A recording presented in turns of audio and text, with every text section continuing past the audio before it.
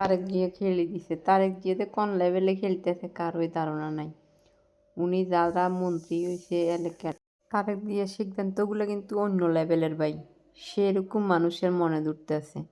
উনি যাদেরকে নির্বাচন হয়েছে যে এলাকার থেকে, উনি 1 বছর সময় দিছে। 1 বছরের ভিতরে যদি এলাকার ভিতরে যদি কোনো দুর্নীতি হয়, কেউ যদি কোনো খারাপ কিছুতে ধরায়, তাহলে তার মন্ত্রিত্ব থাকবে না। তারে এই এলাকাতে মন্ত্রী হয়েছে তুই থাকার কোনো যোগ্যতাই নেই।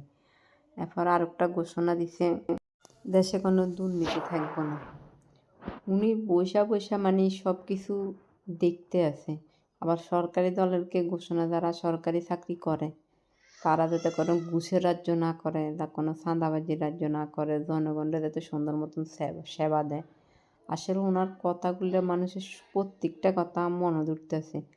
উনি দেখতে হবে নাকি খালেদা জিয়া যেমন তার সন্তান কথা এমন বানাবে। খালেদা জিয়া, আমরা তো তখন ছোট ছিলাম, খালেদা জিয়ার শাসন আমলে শুনছি দেশে কোনো দুর্নীতি ছিল না। তখন পেঁয়াজের কেজি ছিল 20 টাকা, আমরা যতটুকু জানি। চালের কেজি ছিল 50 টাকা, 40 টাকা, 30 টাকা সাধারণ মানুষের ভিতরে। কিন্তু এখন এই রোজার ভিতরে পেঁয়াজের কেজি হয়েছে 40 টাকা। আপনারা এই আজকে 15 বছরের ভিতরে মানুষ খাইছেনি কেউ 40 টাকা করে পেঁয়াজ রোজার ভিতরে? বেগুনের কেজি 40 টাকা, 50 টাকা। তো উনি সরকারে বইছে, উনি সত্যি দেশটা সুন্দর মতন চালাইব। আর বলতেছে না তাদেরকে জানি, উনি ঠান্ডা মাথা খেলতেছে। উনি সব কিছু দেখতেছে, করতেছে।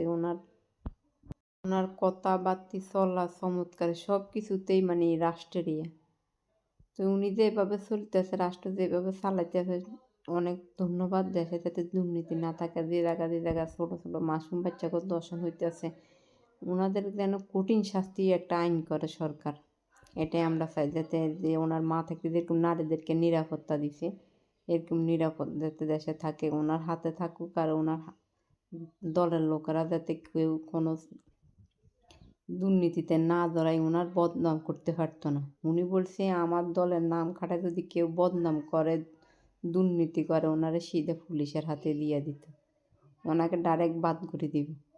তো ওনার কথাবার্তাগুলা মানে সবারই মানুষ মানে যারা ওনাকে নির্বাচিত করছে সবারই মানে ভালো লাগতেছে। তো ভিডিওটা কেমন হয়েছে, যারা তারেক জিয়ার ফলোয়ার আছেন, বিএমএ সবাই ভিডিওটা ফলো দিয়ে দিবেন।